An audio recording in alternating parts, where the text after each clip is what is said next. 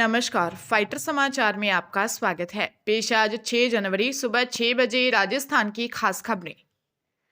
राजस्थान में भर्ती परीक्षा में नकल और धांधली रोकने के लिए कर्मचारी चयन बोर्ड द्वारा अब भर्ती परीक्षा में और ज्यादा सख्ती की जाएगी, जिसके तहत बोर्ड द्वारा स्पेशल सिक्योरिटी एजेंसी द्वारा परीक्षा केंद्रों पर मेटल डिटेक्टर से चेकिंग के बाद ही एंट्री दी जाएगी। वहीं डमी अभ्यर्थियों को रोकने के लिए बायोमेट्रिक अटेंडेंस, फेस स्कैनिंग और आईराइज स्कैन के बाद ही अभ्यर्थियों को परीक्षा केंद्र में एंट्री दी जाएगी। बोर्ड द्वारा फरवरी में आयोजित होने वाली जूनियर इंजीनियर भर्ती परीक्षा में यह प्रक्रिया शुरू कर दी जाएगी। बोर्ड के चेयरमैन आलोक राज ने बताया कि प्रदेश में भर्ती परीक्षा में धांधली और नकल रोकने के लिए कर्मचारी चयन बोर्ड द्वारा हर संभव प्रयास किया जा रहा है। पिछले दिनों जहां बोर्ड ने अभ्यर्थियों के ड्रेस कोड में बदलाव किया था, वहीं अब परीक्षा केंद्रों में एंट्री नियमों में भी बदलाव किया है।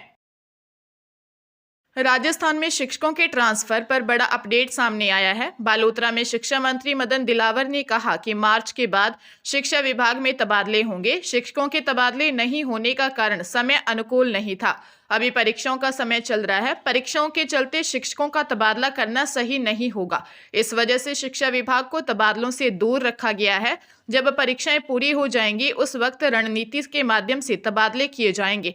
हम 15 मार्च के बाद मुख्यमंत्री से अनुमति लेकर तबादले करेंगे। शिक्षा मंत्री मदन दिलावर ने बालोतरा में जसौल धाम में माता रानी भटियाणी के दर्शन किए। जसौल धाम में पत्रकारों के सवालों का मदन दिलावर ने जवाब दिया। राजस्थान के अधिकारियों कर्मचारियों के ट्रांसफर आगामी 10 जनवरी तक चलेंगे, पर शिक्षा विभाग में तबादलों पर बैन लगा रखा है। भजनलाल सरकार के इस आदेश के बाद से ही प्रदेश के शिक्षक संगठन विरोध में उतर आए थे। राजस्थान लोक सेवा आयोग ने कॉलेजों में असिस्टेंट प्रोफेसर के 575 पदों पर भर्ती निकाली है। अभ्यर्थी 12 जनवरी से ऑनलाइन आवेदन कर सकेंगे। आवेदन की लास्ट डेट 10 फरवरी है। असिस्टेंट प्रोफेसर भर्ती 2024 में सबसे अधिक भूगोल के 60 पद निकले हैं। हिंदी के 58, रसायन शास्त्र के 55, राजनीति विज्ञान के 52, चित्रकला के 8, अर्थशास्त्र के 23, अंग्रेजी के 21, जीपीईएम के 1, इतिहास के 31, गृह विज्ञान के 12, संगीत वाद्य के 4, संगीत कंठ के 7, फारसी का 1, दर्शन शास्त्र के 7, मनोविज्ञान के 7, लोक प्रशासन के 6, संस्कृत के 26, समाज शास्त्र के 24, सांख्यिकी का 1, TD&P 2, उर्दू 8, वनस्पति शास्त्र के 42, गणित के 24, भौतिक शास्त्र के 11, प्राणी शास्त्र के 38, ABST के 17, व्यावसायिक प्रशासन के 10, EAFM के 8, विधि के 10 और नृत्य के 1 पद पर भर्ती होगी।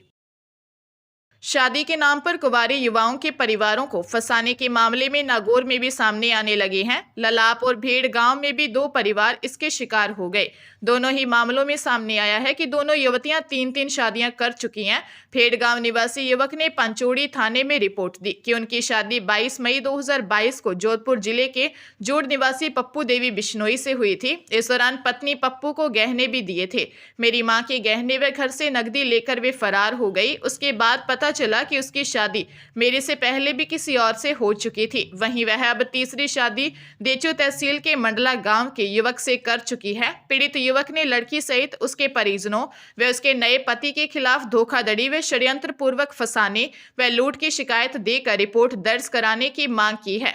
गांव ललाप के युवक ने भावंडा थाने में इस्तगासा पेश कर बताया कि दुल्हन नकदी व मां के गहने लेकर फरार हो गई।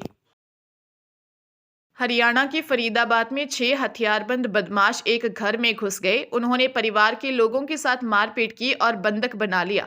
बदमाश यहां से 1.5 लाख रुपए कैश और सोने के गहने लूट कर ले गए।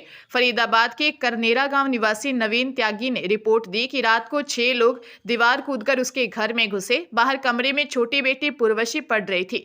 बदमाश उसके कमरे में घुसे और उसके मुंह पर हाथ रख दूसरे कमरे में ले गए। छोटी बेटी ने किसी तरह मुंह से हाथ हटाया और शोर मचा दिया।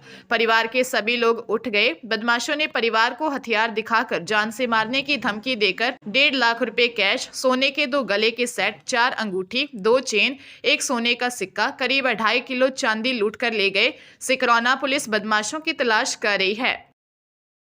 दिल्ली में केंद्रीय परिवहन विभाग की आज और कल होने वाली बैठक से पहले राजस्थान परिवहन मुख्यालय में डिप्टी सीएम और परिवहन मंत्री डॉक्टर प्रेमचंद बैरवा ने विभाग के सभी अधिकारियों के साथ समीक्षा बैठक की। मंत्री बैरवा ने अधिकारियों को भांकरोटा हादसे के बाद सड़क सुरक्षा के उपाय तेज कर हादसों को रोकने की रणनीति पर मंथन किया। बैरवा ने अधिकारियों को निर्देश दिया कि भांकरोटा हादसे के बाद सभी हाईवे पर परिवहन विभाग निगरानी बढ़ाए ताकि ऐसे हादसों को रोका जा सके। हाईवे पर ट्रक और बस ड्राइवरों के आंखों की जांच कर चश्मे भी दिए जाएंगे। इसके लिए चिकित्सा विभाग को निर्देश दिए गए हैं। बारां जिले के अंता थाना इलाके के एक गांव में महिला व युवक के दोहरे हत्याकांड का पुलिस ने खुलासा कर दिया है।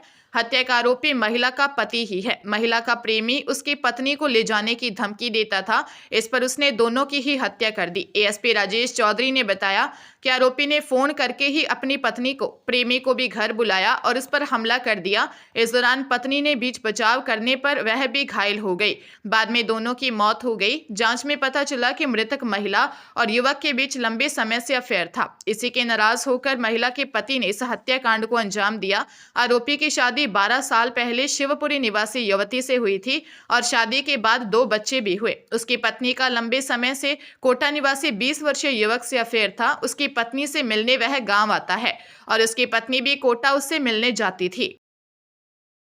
इंडियन आर्मी में ग्रुप सी के 625 पदों पर भर्ती के लिए नोटिफिकेशन जारी कर दिया है। 10वीं पास अभ्यर्थी 17 जनवरी तक आधिकारिक वेबसाइट पर ऑनलाइन आवेदन कर सकते हैं। यह भर्ती इलेक्ट्रॉनिक एवं मैकेनिक इंजीनियर महानिदेशालय की ओर से आर्मी बेस वर्कशॉप के अंतर्गत लोअर डिवीजन क्लर्क, फायरमैन, रसोईया, स्टोर कीपर, नाई, LDC, mechanic, electrician, fitter, welder, MTS, धोबी, फार्मासिस्ट जैसे पदों के लिए करवाई जा रही है। आवेदन के समय कोई फीस नहीं लगेगी।